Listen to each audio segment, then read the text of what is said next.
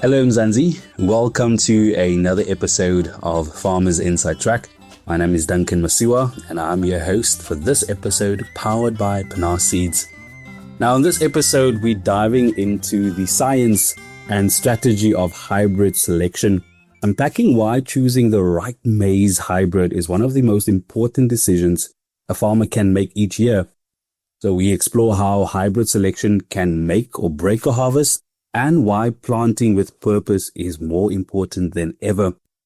Joining us for this conversation is Reggie Mchunu, the key account manager at Pannar, South Africa, and a seasoned agronomy and business development specialist.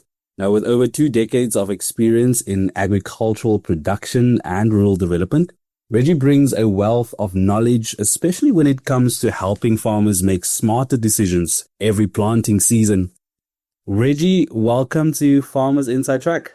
Duncan, thank you for having me and thank you for allowing me this opportunity just to chat with you. Fantastic. Let's get into it. We're talking the science and strategy of hybrid selection. And I would think that, unlike some management practices that can be adjusted sort of mid-season, the choice of hybrid is made once and its consequence, I suppose, can play out across every stage of the crop's life cycle. So maybe setting the scene for us, Reggie, why is hybrid selection considered one of the most critical decisions for farmers each season? Hybrid selection, Duncan, is very critical. I would look at it in this angle. If you look at the production cost of maize, for instance, they come to about 22,000 rands per hectare. When you look at the cost of hybrid seed in the production, it costs about 10%.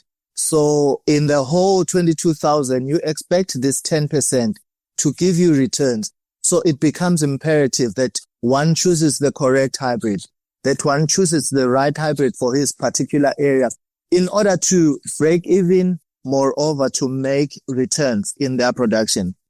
So when you select a hybrid that is not suitable for your area, it could cost you detrimentally. So it is important to choose correctly. And over and above that, hybrids differ in many ways, which is, I believe, is what we will delve into now. They differ in many ways, which is important for farmers to understand how to select in the process when they are producing. I will probably go into details on that, but mostly the hybrid that you select is the one that you are expecting to make returns out of. It is that important to select the right one. I'm glad you mentioned the fact that hybrids differ, beyond the yield potential. What key characteristics should farmers consider when selecting a maize hybrid that's best suited to their specific region and farming conditions? For farmers, it is important to ask yourself questions. What is in the seed? Is it just a maize pip that you plant and it grows? When breeders are breeding seed, there are different traits or characteristics that they want to put into that seed, that they want to ensure that they are in that seed. The first thing that is important, or any farmer that would look into, is the yield potential of that hybrid. Most farmers are interested in how many tons can I get out of that hybrid if I were to plant it in a hectare. That is in the seed. Different hybrids will not give you the same yields, but you need to find the appropriate one. Secondly, you need to look at adaptability. In the various areas that we produce in, where will this hybrid fit in? Will it fit in my area? Is it adaptable to the climatic conditions that I'm experiencing? Is it adaptable to the weather conditions that I'm experiencing? So you need to see that the hybrid that you are selecting is mostly widely adaptable. Unless you are specializing, then you need to be specific and choose a hybrid that is suitable to your conditions. So hybrids differ in various ways. The third thing that one would look into is the disease resistance. With climate change, with many adverse conditions that are happening, there is a prevalence of many diseases in production. And for a farmer, it becomes important to choose a hybrid that can withstand, that can resist the various diseases that are there. What that means is it reduces your cost. You don't have to go into your field a lot to spray, to protect your crop from diseases, because you've chosen a hybrid that can resist diseases. So it is important. This is a critical issue, especially if we look at the climatic conditions that we've had, where we've had a lot of rain, a lot of diseases have come in. I can name your grey leaf spot. I can name your northern cornleaf blight. these are detrimental to your crop. These are little thieves that are stealing your yield. So if you choose a hybrid that can withstand these diseases, you are on the right path. We look at the physiology of the different hybrids. Some hybrids are prone to lodging. You plant your crop, there's a lot of wind, all your crop falls down. It's a physiological thing. At times it's caused by soil fertility or even diseases in the crop. But there are hybrids that are prone to lodging. And as a farmer, you need to choose the right one. Another thing will be are you looking for GMO? Are you looking for seeds that have traits of GMO? The common one is a Roundup Ready, which every farmer is looking into. They don't want to use the conventional way of controlling weeds. Roundup becomes a key for them. So there are hybrids that have glyphosate resistance in them. We've also got hybrids that have stalk borer resistant in them. And so a farmer needs to look at his practices. He needs to look at what does he want for his particular area and then choose the hybrid that has that would be easy for him or that will have ease for him to produce. So these are just a few of the characteristics that a farmer has to look into. You also have to look at the seed quality, not just the seed, but the grain quality afterwards. Different hybrids have different quality grain. So you need to choose.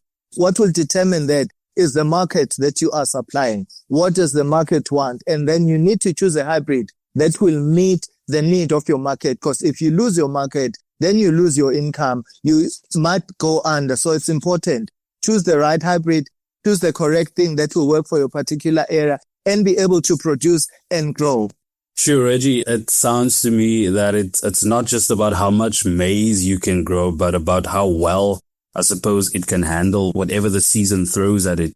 To think of it in layman's terms, you wouldn't buy a bucket just for the speed because you want strength, you want grip, and you want reliability too. So those are all things that you have to consider when actually selecting your hybrids, I suppose. No, it is true. You can't just choose a hybrid because it's Pannar's hybrid. Then they think it's right. But a farmer needs to understand his condition. He needs to understand his area where he's producing and mostly what does that hybrid offer.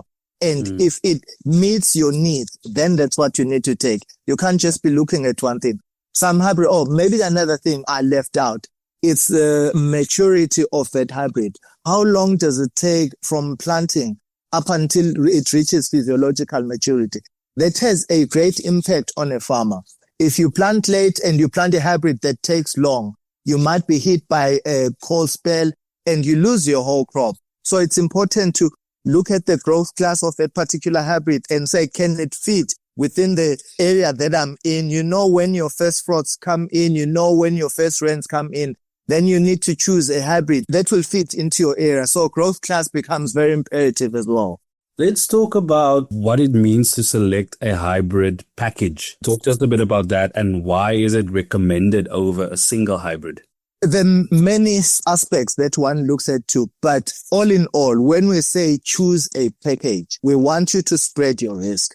You cannot just rely on one thing and think it will do wonders for you. But as I said, maybe I'll touch just on a few things. One is when you plant your hybrids, when you spread your risk, say you plant 3 hybrids, you might find at pollination that one of your hybrids falls short at releasing pollen at the right time.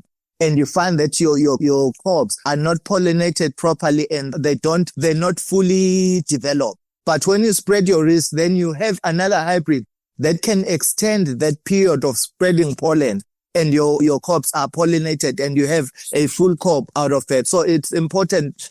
That's one of the aspects. But again, on adverse weather conditions, if one hybrid fails, the others will cover for the other one. So you look at many aspects of saying, I cannot rely on this one hybrid. I need to spread my risk and plant different ones so that if one fails, the other one will cover the other hybrid. So that is why we encourage farmers to spread their risk and choose a package, 1 or 2 extra hybrids on your field so that if one fails, the others will cover for it.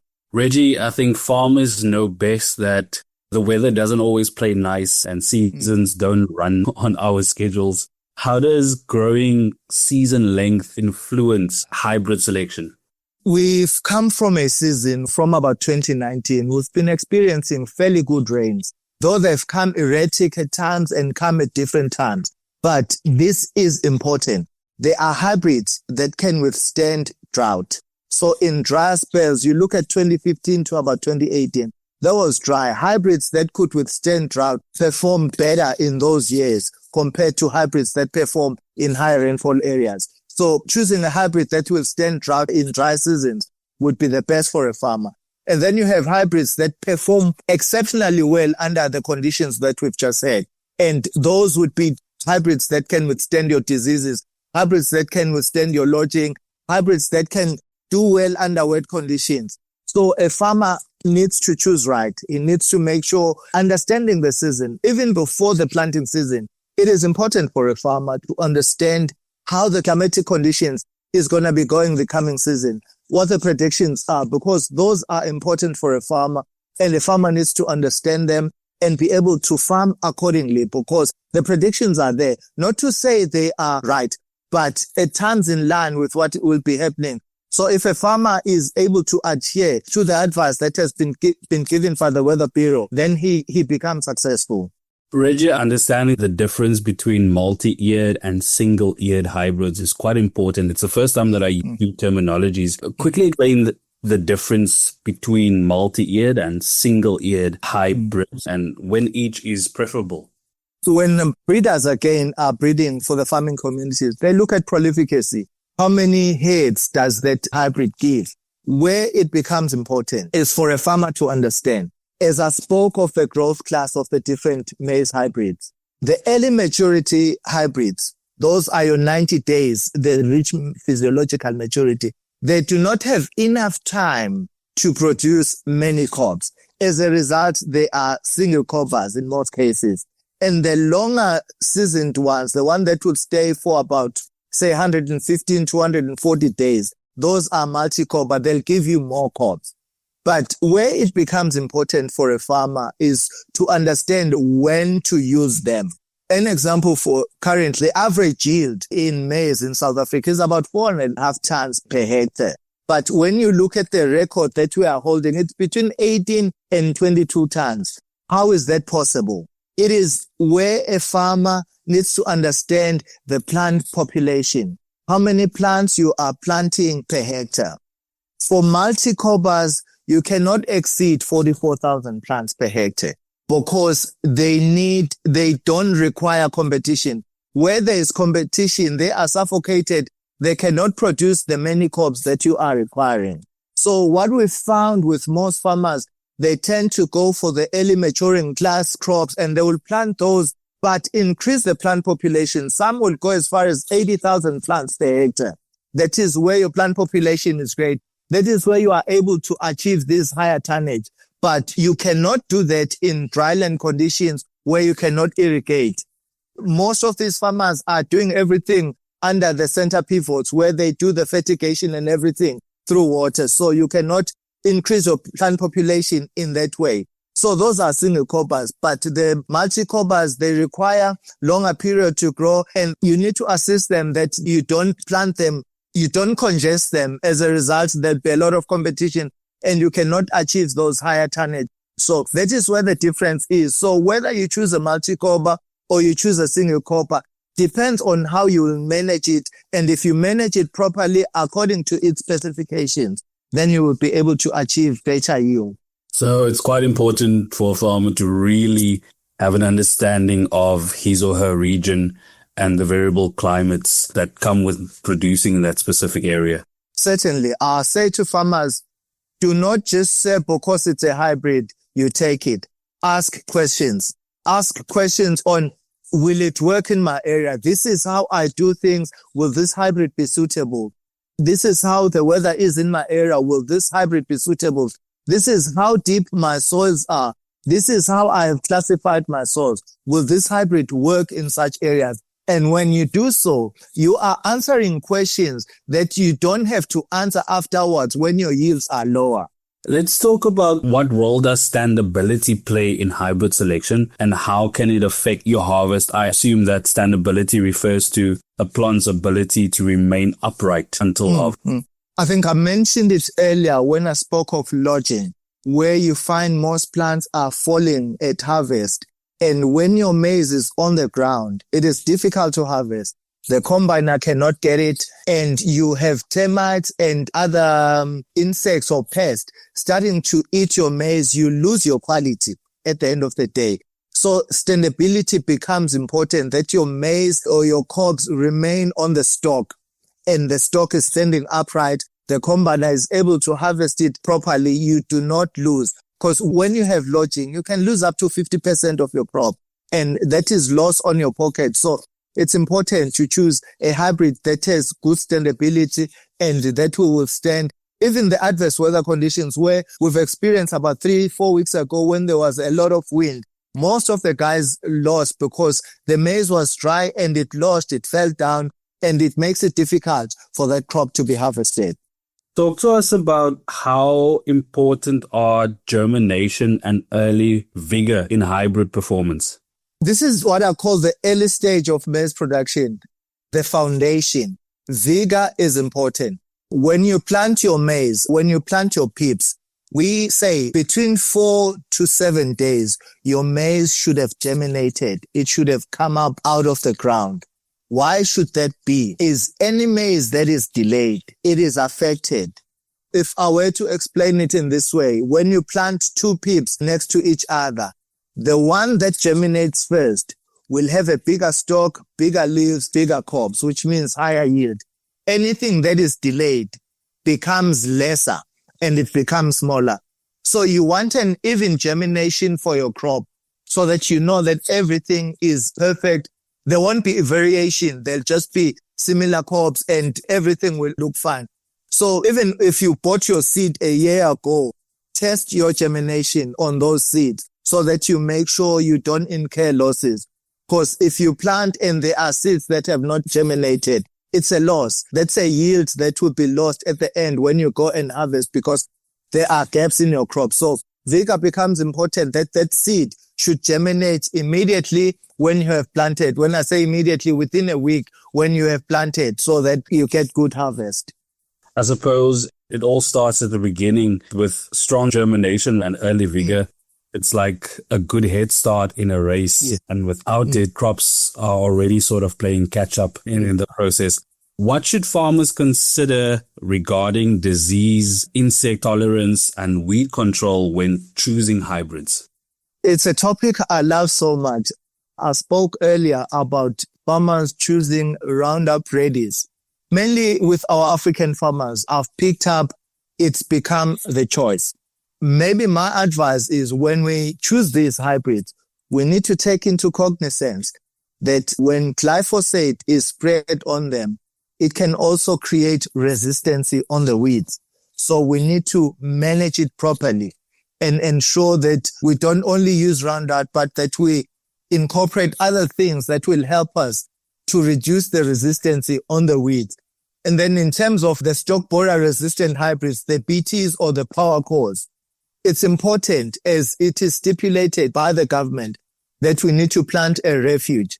That when you plant BT, you have to have non-BT crop as well on the field so that we do not create resistant stalk borer in our areas. So it is important that we follow the correct regulations. Also with our pest management, we should not just focus on using similar or one type of chemicals. We need to do what they call an IPM, integrated pest management system, where we incorporate different things so that we do away or we avoid resistant insects or pests in our crops. So I encourage farmers, as we talked about spreading risk in planting different varieties of seed, we also need to spread our risk in terms of using chemicals, in using the Roundup Readies or the GMOs. We need to ensure that we do not compromise the future generation in what we do today.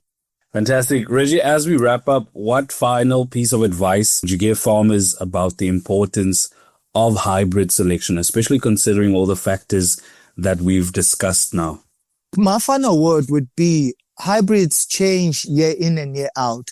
Breeders are busy trying to get better hybrids every year. I would say to a farmer, be willing to change, be willing to try something new and grow, because you find that the hybrids that farmers tend to stay with have probably been improved miles away, and the farmer will still be using that old hybrid. So I would encourage farmers to be willing to change, to be willing to try something new. In that way, they will grow. That was, of course, Reggie Mchunu, the key account manager at Pannar Seed. That brings us to the end of this episode. You can, of course, read more on this by visiting www.foodformzansi.co.za. Make sure that you subscribe to your favorite podcast on your favorite platform so you never miss any of the episodes. From the rest of Team Food from Zanzi, myself and our technical producer, Megan van der Vent, thanks for listening.